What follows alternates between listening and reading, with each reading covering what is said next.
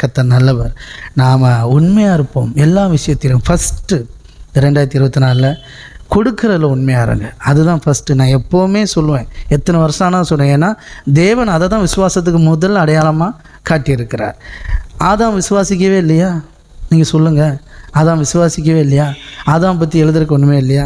First எழுதுனது ஆபேலை பற்றி தான், விசுவாசத்துக்கு சாட்சி. நற்சாட்சி பெற்றான்.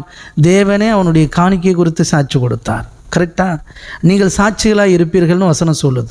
தேவன் உங்களை எதில் சாட்சி கொடுப்பார்? காணிக்கையில் சாட்சி கொடுக்கணுமா வேண்டாமா? எத்தனை பேர் புரியுது? பைபிள் சொல்லுது, அப்போஸ்தலர் நடவடிக்கை 1வது அதிகாரத்தில், அவன் பரிசுத்த ஆவியினால் நீங்கள் நிரப்பப்படுவீர்கள், அப்பொழுது எனக்கு சாட்சிகள் என்று சொன்னார்.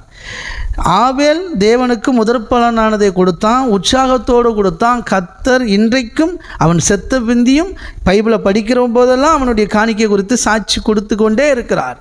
அப்போ சொல்லுங்கள், நாம் சாட்சியாக இருப்போம். எதுக்கு? காணிக்கையிலையும் சாட்சியாக இருப்போம். எத்தனை பேர் புரியுது? காணிக்கையிலையும் நம்மளை குறித்து கர்த்தர் சாட்சி கொடுக்கணும். அதை சரி பண்ணுங்கள். இந்த வருஷத்தில் தேவனுடைய ராஜ்யத்துக்கு உண்மையாக இருங்க. நம்ம ஊழியத்தின்படி குறைஞ்சபட்சம் 10ல் 1 பங்கு, குறைஞ்சபட்சம் தான். சரிங்களா? கட்டாயம் கிடையாது. உற்சாகமாய் குறைஞ்சபட்சம் 10ல் 1 பங்கு. ஆமேன். 1000 பிரச்சனை இருக்கட்டும், 1000 தேவை இருக்கட்டும், உங்களுக்கு 1000 கடன் இருக்கட்டும், நான் வாழ்ந்து வெற்றி பெற்றதுனால சொல்கிறேன். சரிங்களா?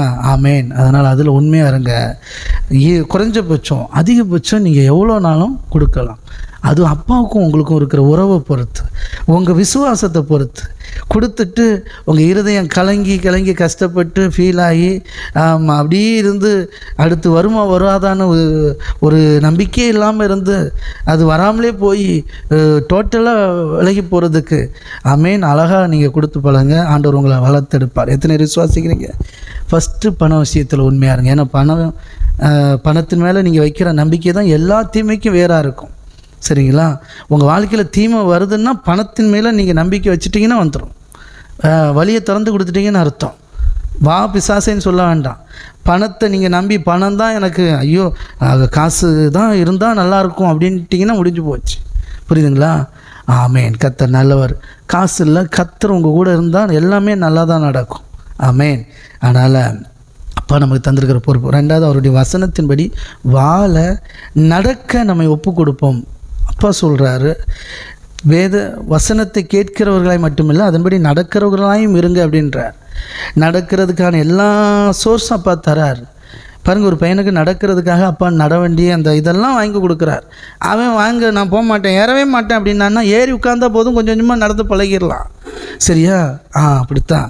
ஆமேன். ஆமாம், அப்பா நமக்கான எல்லாவற்றையும் செய்திருக்கிறார். விசுவாசிக்கிறீங்களா?